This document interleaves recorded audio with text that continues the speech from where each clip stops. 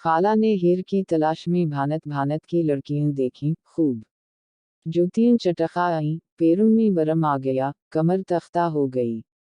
लेकिन कोई लड़की उनकी निगाहों में न जची, कोई छोटी होती, कोई मोटी, किसी का कद आसमान से बातें करता हवा, कोई सोखी शाख की तरह दुबली पतली, कोई मुटियाले रंग की तो कोई शलजुम की तरह फीकी, गिली महल्ला, आस पड़ोस, खानदान भर की सब लड़कियां देखभाल में, लेकिन कोई उनके नबील के साथ न जची। उनका नबील था भी तो लाखों में एक स्मार्ट, खुश शक्ल, एला तालीम याफ्ता, बस जरा खैरमुस्तकबल मजाज था। एक नवकरी को लात मारता, दूसरी को गले लगा लेता, फिर कुछ दिन बाद दूसरी से भी एकता जाता और तीसरी की तलाश में नकुल खड़ा होता। वो अपने सोहने घबरू जवान के लिए चांद का टिकड़ा लाना चाहती थी, और फिर ये चांद उन्हें इनेला की सूरत में मिल गया।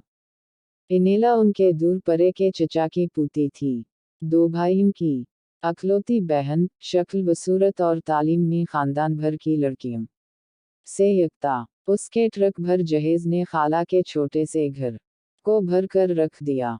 शादी के चंद दिन तो वही रिवायती थे, दावतें, घूमना फिरना, सैर सपाटे। इनेला रोज तक नक्सक से तैयार होकर नबील का इंतजार करती। नबील आने के बाद कुछ देर फ्रेश होता और फिर दोनों आउटिंग के लिए निकल जाते। रात गए जब उनकी वापसी होती तो खाला के खराटे गूंज रहे होते। अनेला घरेलू कामकाज में कम ही दिलचस्पी लेती, खाला कोई काम कह देती तो मारे बांधे कर देती, खुद से किसी काम में हाथ न डालती। नहीं, अब उसकी हरकतें खटकने लगी। अभी कल की बात है जब इनेला और नबील बाहर जाने के लिए उन्हें खुदा हाफिज कहने आए तो वो बोल पड़ी, ए बहो, अब घरेलू कामकाज में भी दिलचस्पी लो, ये क्या हर वक्त बंठन कर मियों के साथ सैर सपाटों पर निकल जाते हो। नबील तो चुप का चुप ही रहा, जबकि इनेला बेगम के मुंह के जाविये बिगड़ गए। पैर पिटकती हुई कमरे में आ गई। रात के खाने का भी मुकम्मल बाइकाट कर दिया। लेकिन आखिर कब तक भूख हड़ताल करती। रात को भूख के मारे पेट में मरोड़ उठने लगे। सुबह मुंह फ्लाए नाश्ते की मेज पर हाजिर थी। नाश्ते के बाद खाला ने इनेला के जिम्मे कुछ काम लगा दिए, जो मारे बांधे इनेला ने कर ही लिए। दोपहर को ऐसी गहरी नींद सोई कि खाला कमरे का दरवाजा खटका खटका कर थक गई। रात को नबील के आने पर ही दरवाजा खुला। कुछ दिनों तो खाला ने इनेला की हरकतें बर्दाश्त की, फिर उनके सुबर का पैमाना लबरेज हो गया। उन्होंने इनेला को काम चोरी और काहली के तने देने शुरू कर दे। इनेला बेगम के सर पर लगी, पैरों पर बजी।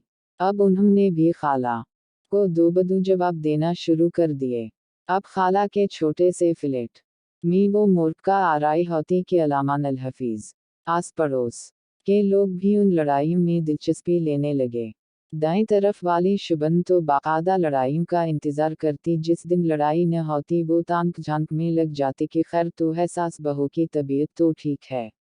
उस सारी सूरतहाल में नबील की हैसियत एक कठपुतली की सी थी, जिसकी डोरी कभी मुंह के हाथ में होती तो कभी बीवी के हाथ में चली जाती। एक दिन खाला और इनेला के दरमियान वो मोर्का आराई हुई कि साथ वाली शुबन का भी दिल दहल गया। इनेला ने अपना बोर या बस्तर समेटा और रकुशा करके मेके रवाना हो गई। मजीद ऐसी ही सच्ची कहानियों के लिए चैनल को सब्सक्राइब करें और वीडियो को लाइक करना न भूलें। अपना बहुत सा ख्याल रखिए। इजाज़त दीजिए। अल्लाह हाफिज।